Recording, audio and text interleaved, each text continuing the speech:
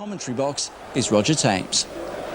Well, Lee Clark's misfortune gives Darren Williams a first return to the club where his career started as a trainee. But the England B international was the first to say he would far rather have remained on the bench than got the chance to stake his claim in midfield at Clark's expense. Williams' old club York will have to improve on Saturday's disappointment to keep up their impressive record in this competition. Manager Alan Little makes two changes. Gordon Conley's £75,000 transfer from Airdrie was completed in time for him to go straight into midfield, while in attack, last season's top scorer Rodney Rowe is promoted from substitute. Martin Reid and Neil Woods step down. Sunderland's Danny Dichio is given only his third start by Peter Reid, with Niall Quinn rested. The last season's arrival from Italy's Serie A has come off the bench 11 times, but still hasn't broken his goal-scoring duck. There's also a first outing in 10 months for unsettled defender Andy Melville in place of new signing Paul Butler. Otherwise, Reid has resisted the temptation to make more changes. He was pleased the way his established players battled through against difficult opponents in QPR, and perhaps looks for a more relaxed opportunity to hit the goal standard tonight. York will have other ideas. Referee had a short trip. It's Bill Burns from Scarborough.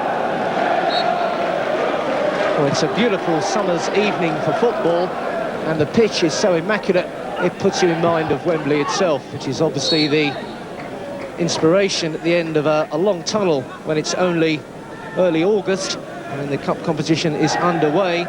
Sunderland tonight are wearing their new change strip, the one the fans voted for, the navy blue with the red and white band.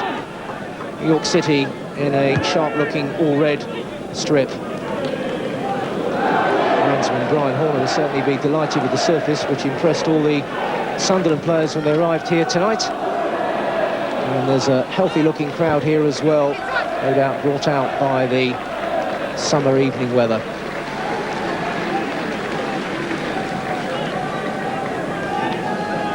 Michael Gray, for those of you who haven't noticed already, has got a new hairstyle for the new season. And Lee Clark there broke his leg on Saturday, putting his crutches in a convenient position and still managing to smile through it all.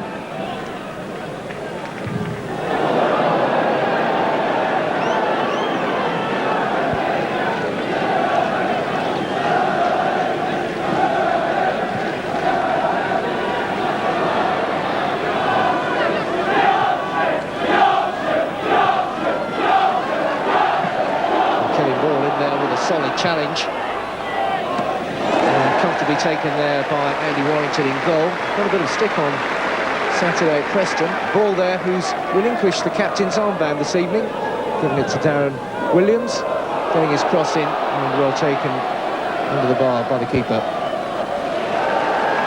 Rowe won't get to it as Melville is in there. Andy Melville, I didn't expect to be appearing in a Sunderland shirt again. It's an experienced player to be called into this sort of match. That's a good opening up there, and it was Melville, in fact, who got the block on Richard Cresswell's little run. And a spirited opening here by York City, broken up by Gray. And Summerby now. Looking for Dichio.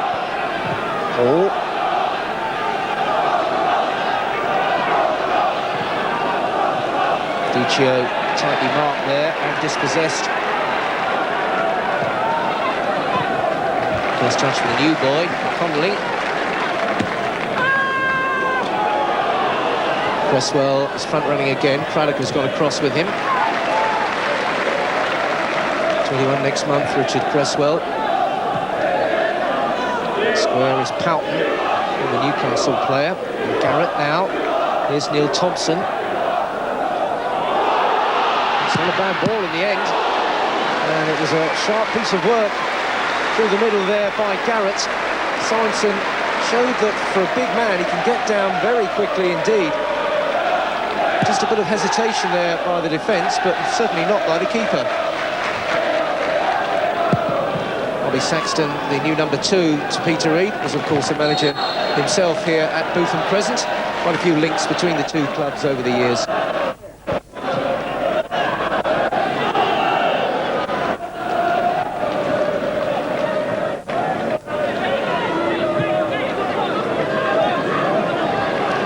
Martin Scott, pleased to be back in the lineup after so many injury problems over the past season. Ball releasing Phillips, but he was marked by Mark Tinkler. He's pushed back into the defence after operating in midfield on Saturday. On the left of Sunderland's midfield is Johnston, and he gets the cross in, and Dichio just nodding it over the top of the bar. He's replacing Niall Quinn tonight, who's very much the focal point for many of Sunderland's attacks with his clever flicks and intelligent positioning. Dichio really keen to open his Sunderland account at last. Here's Connolly, the new signing again. Looks keen to cut infield and to have a shot as well, but that's way off target.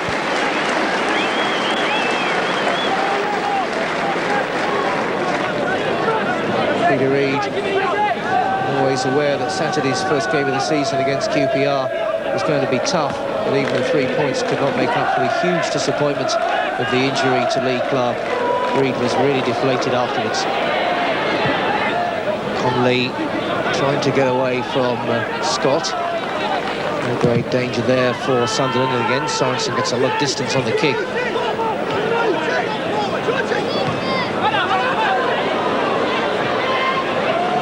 Fine work there by Tinkler. Oh, that's gone in, and Dichio has broken his duck in the most extraordinary way. And Andy Warrington got caught cold, and Dichio kept on going and got the reward for it. Sunderland fans applaud, but the home fans absolutely stunned by that. He wanted another touch on it. That was where it went wrong. Dichio blocked it, and they all count, and Dichio has got the goal that he's been waiting for, and I cannot imagine he would have thought it would come like that. Thanks all the same, though. I'm sure his message. So after 13 minutes, Danny Dichio gets his first goal for Sunderland. They take the lead. It's York 0, Sunderland 1.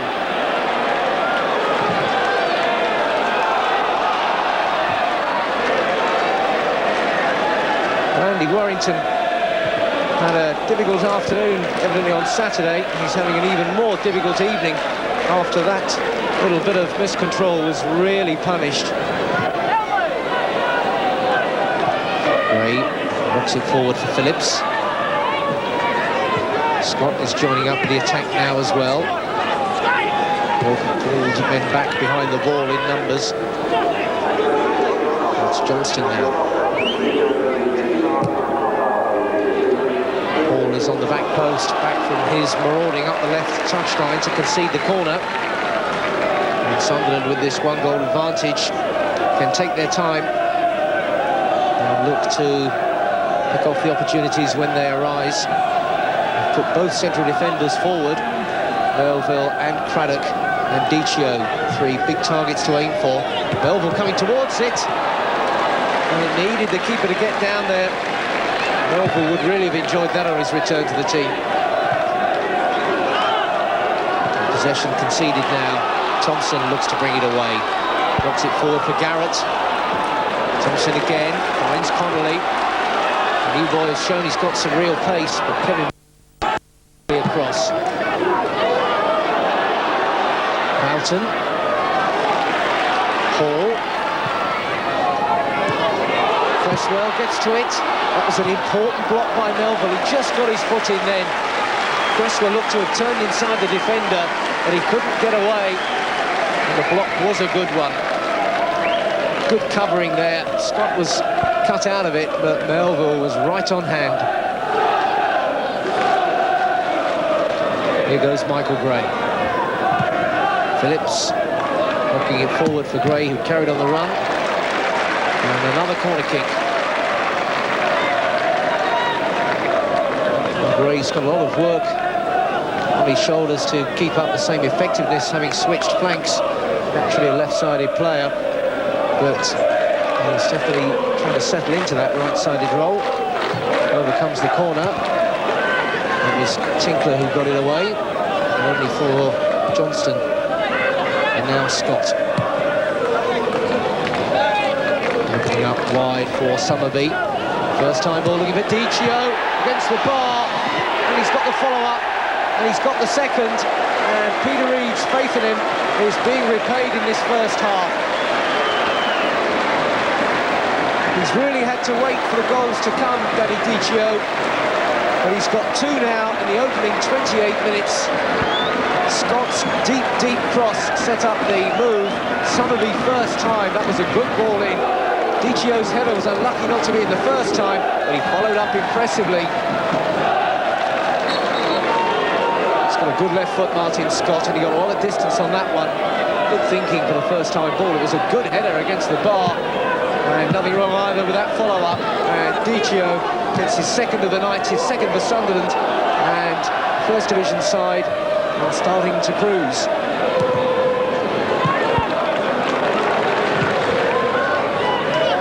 Phillips down for ball. Ball gets a second go at it.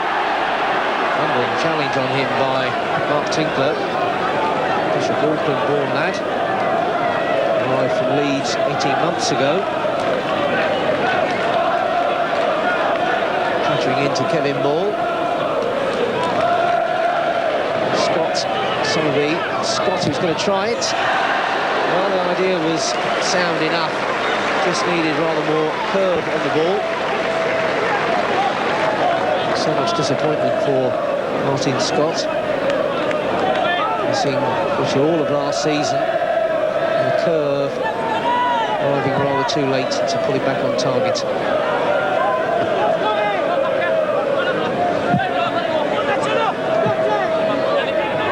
To stoppage time now, at the end of the first 45 minutes.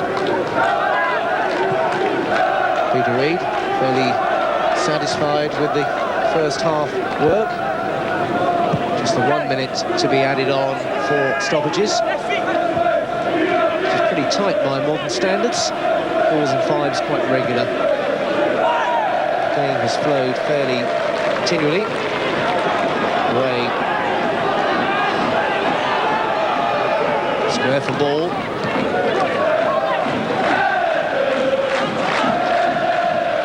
Johnston. Comfortably caught there by Andy Warrington. He's not had the happiest of evenings after that mistake of his was so punished.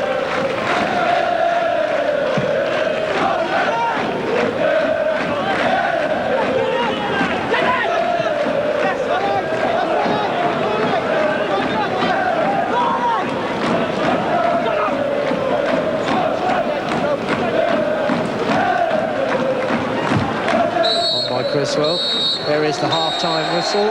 Sunderland comfortably in charge, thanks to a brace of goals, long-awaited goals from Danny Dichio. The first one, a nightmare for Andy Warrington in the York goal, whose missed control was severely punished. The block from Dichio opening his account, and then following up his first header to force home a second well-taken goal. And Sunderland very much looking a comfortable bet for further progress in this competition, even at the quarter stage over the two legs. Half-time, York City 0, Sunderland 2.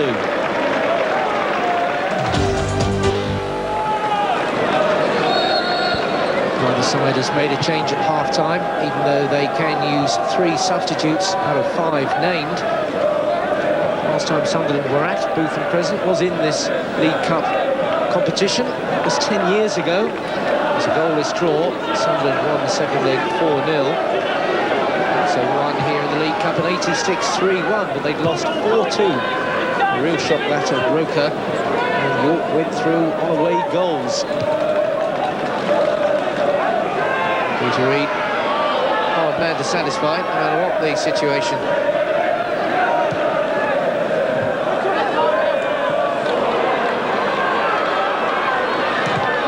York have done too badly defensively, but that initial punishment of the keeper's error has really cost them dearly. The first goal so important in cup ties like this. Well, Dichio has got his eye on a hat-trick now, having got the taste for goals in a Sunderland shirt, albeit the new one.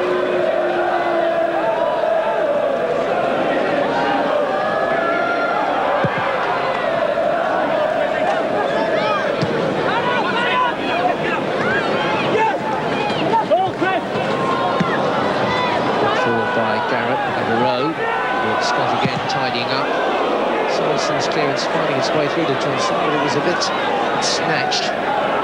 Now Phillips on a really good run. Keeper's come all the way. Committed himself. Just about got something to it. And coverage there was sufficient to keep Sunderland at bay. The keeper went for it and got away with it.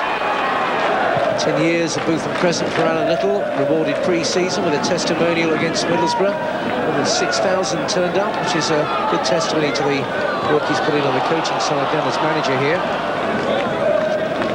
Neil Wainwright is going to make his Sunderland debut.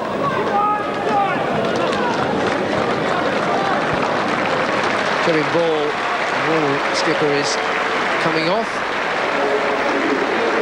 Neil Wainwright goes on. John Mullin has also come on. John Mullin, who's a striker, decided to become a midfield player this season. Dichio takes over.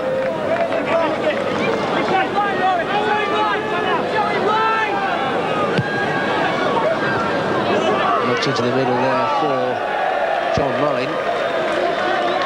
Looking for it to be knocked through the defence and then run onto it, but he ran out of room rather.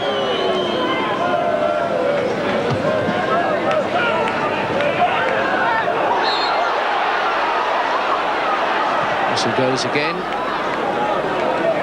Dichio trying to build on that two-goal opportunity for a hat-trick that he's given himself.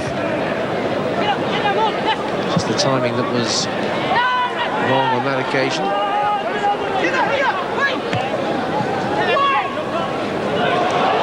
on there to Rodney Rowe. The turn was decent enough, and the ball is not too bad either.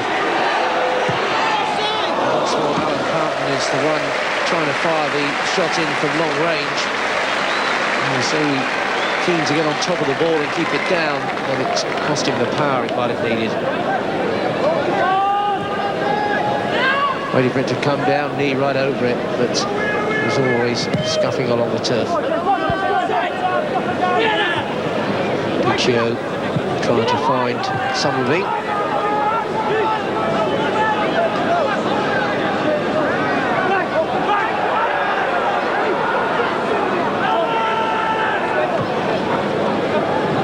Here's Gray. Skips past one man. Right foot cross this time. It was whipped in smartly, and it was decent defending as well from Barry Jones.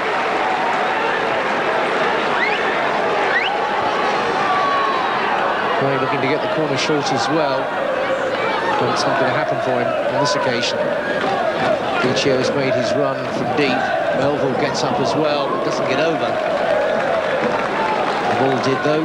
That's a goal kick to York.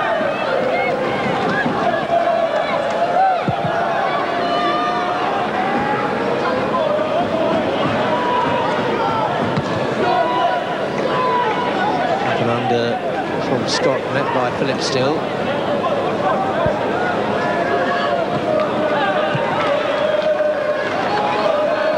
Press well dispossessed. Still York with the ball though. And York the free kick as well.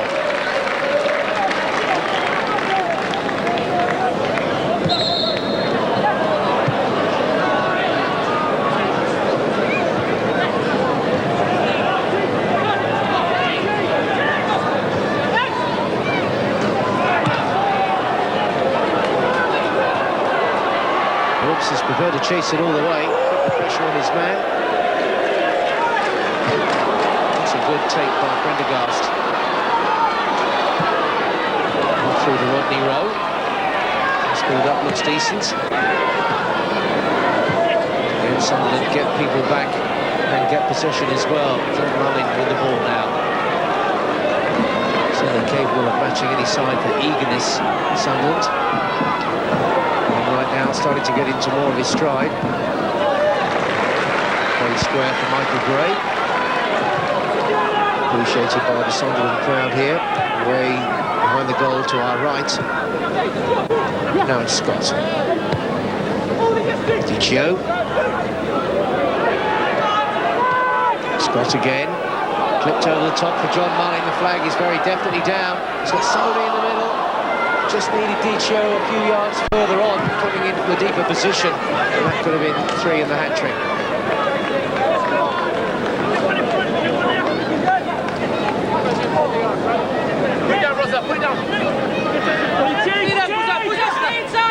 Mullin, well-timed run. It's a dangerous ball across the face of the defence.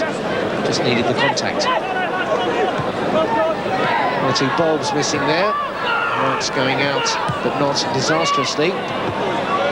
Too many bright spots for the home side out there on the pitch either.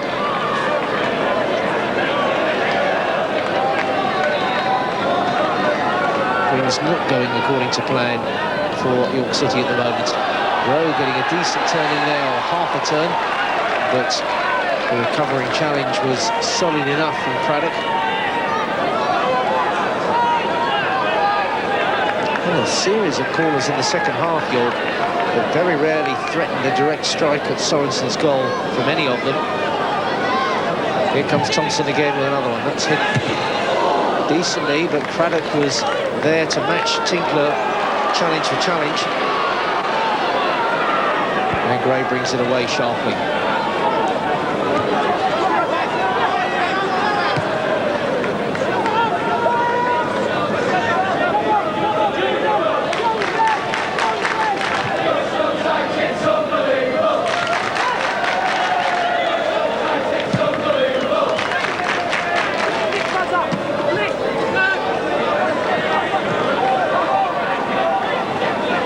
It's a York ball.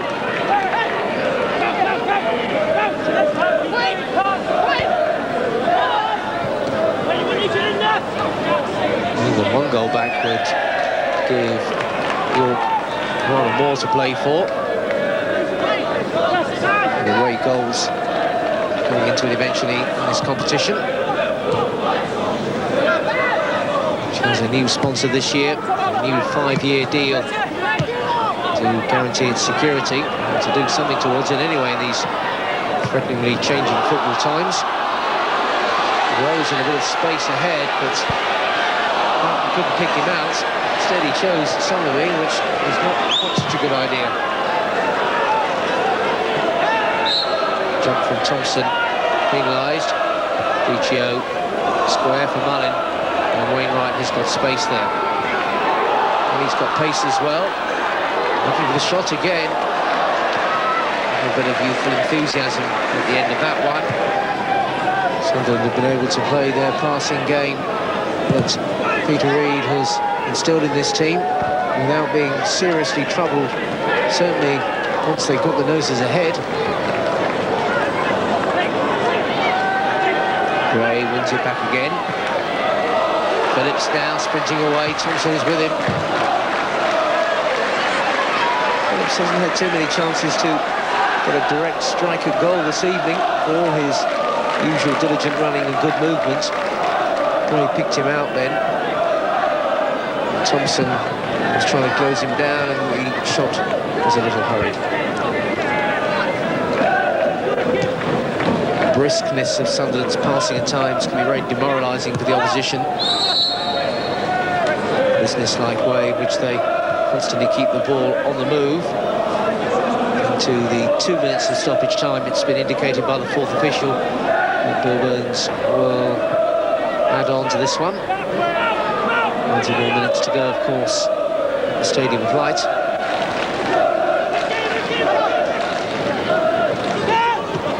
Phillips. Oh, a late consolation now would be more than just that for York. Out the man to get it. That's a foul. Now this is a promising position, which York really do need to strike to give themselves some form of hope for a week's time. It was Alan Pout who made the determined break. John Mullin committed the offence.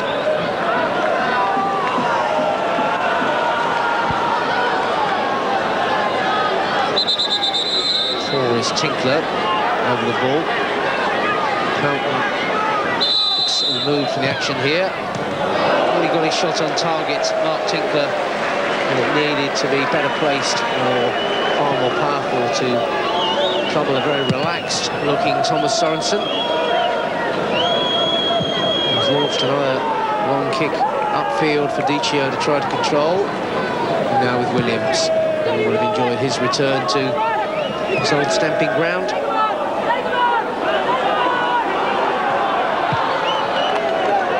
Andy Warrington was in a bit of trouble then. Oh, it could well have been 3 then, it should have been. Ireland's view anyway, the way he's holding his head in his hands, and really Warrington really trying to finish on the unfortunate note that he started on. Warrington coming for that one, and skidding out his glass. We didn't really get any sort of a block in then. And unfortunately for the young keeper, went over the top there. So the 2 first-half goals from Danny Dichio enough to put Sunderland well on the way to further progress. It's a commanding 2-goal advantage. It started with that desire for another touch from the keeper with the ball on the deck. In the 13th minute, Dichio blocked it, it rolled into the net. Dichio struck with the second, approaching the half hour, and Sunderland were pretty well home and dry after that. Good, brisk performance, businesslike from Sunderland. For all their considerable effort, York found it hard to make any headway at all. They have got another chance though in a week's time. Sunderland take the advantage into the second leg. This first leg ending York City 0, Sunderland 2. Peter, obviously pleased with the result, but I would imagine even more pleased for Danny Dichio. Yeah, I mean, he's I wouldn't say he's had a struggle, but he's come in a difficult situation last year where he didn't have a pre-season behind him. He was coming on as substitute in games, so always difficult. But I think he scored, well, I know he scored in pre-season and he's got 2 today, so yeah, really pleased with the lad. It just gives us another option, you know. Big now has just had a slight problem with his back. He'll be all right for the weekend. So it's a chance for Danny tonight. Danny, you've waited a fair while for your first Sunderland goal, but I don't imagine you would have thought it would come like that. No, not really, but we've been working on that and training and shutting down goalkeepers and that, and out of 50 you might get 1 goal like that tonight, and I was pleased to get it. You've been scoring goals in pre-season, but it's nice to show the fans that you can do it in the big games as well. Yeah, most definitely. I mean, I've been feeling good all pre-season, and obviously the season started now, so it's good to get on the goal scoring sheet. Darren, great result, and captain for the night as well. Yeah, I never found out until I got on the bus. You know, I'd like to say thanks to Kevin Ball really, because you know I know he likes to lead the team out as much as possible. So you know I'm really pleased I was captain. You know it's nice to be captain back at your old you know starting ground. A great result for you. Yeah, definitely. You know we didn't start too well. We got into things after about 10 minutes. But second half we maybe got a little complacent. We maybe could have increased the lead from our point of view. But you know York battled away, and you know I think they did themselves proud.